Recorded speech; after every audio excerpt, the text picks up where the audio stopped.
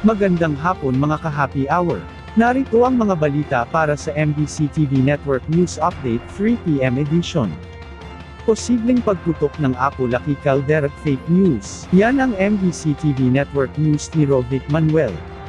Dahil sa mga naitatalang magkakasunod na lindol sa bansa, isa sa pinangangambahan ng marami ngayon ay ang pagputok umano ng tinaguriang sleeping giant na Apo Lucky Caldera. Ang kaldera ay isang malaking uka o crater na nabuo dahil sa pagguho ng itaas na parte ng bulkan dahil sa mga pagsabog. Sa panayam ng DZRH kay Jenny Ann Barreto, isang geologist at isa rin sa mga nanguna na pag-aralan ng Apo Lucky Caldera, mariin itong pinabulaanan ng mga kumakalat na fake news tungkol sa posibilidad umano na ito ay sumabog.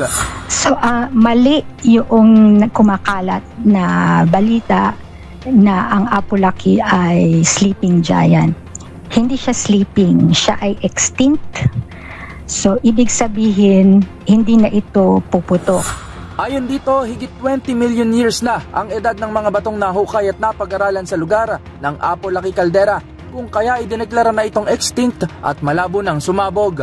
Isa pang binigyan linaw ni Barreto na ang Apo Lucky Caldera umano ay isa lamang sa mga bunganga ng bulkan na mayroon ng bulkan na Benham Rise o mas kilala ngayon na Philippine Rise.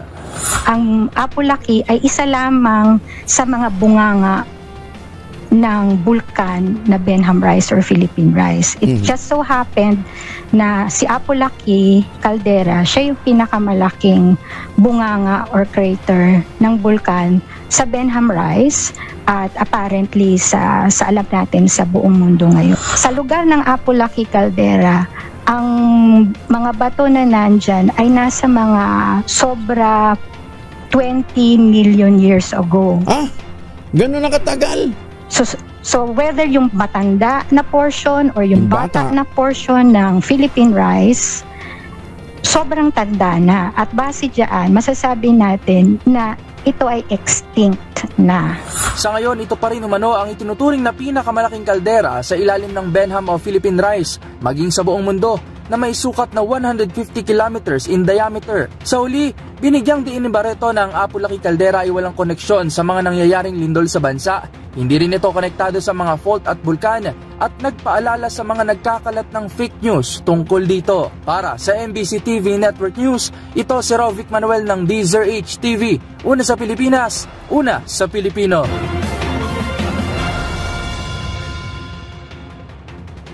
Samantala, VP Sara Duterte, itinangging pakawalan niya si Barzaga. Itinanggi ni Vice President Sara Duterte na pakawalan niya si Cavite 4th District Representative Francisco Barzaga. Kasunod ito sa paglunsad ni Barzaga ng panawagan na magbitiw sa pwesto si Pangulong Ferdinand Marcos Jr. Sinabi ng Vice Presidente na hindi niya kontrolado ang mambabatas dahil may sarili itong prinsipyo at desisyon sa buhay. Wala rin itong nakikitang problema sa ginagawa ni Barzaga dahil sakop tayo ng freedom of speech and expression. Magugunitang nitong linggo, ay dumalo si Barzaga sa kilos protesta sa labas ng Forbes Park Subdivision sa Makati City, kung saan nanawagan sila ng pagbibitiw kay Pangulong Marcos. At yan ang mga balita para sa MBC TV Network News Update 3 PM edition.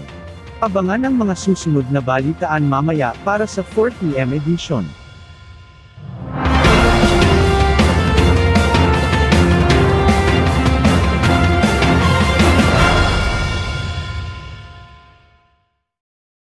Mga ka-happy hour, kung gusto mong manood ang mga balita sa MBC TV Network News Update, mag-subscribe sa aming YouTube channel, i-like ang aming Facebook page, at i-follow sa aming TikTok account.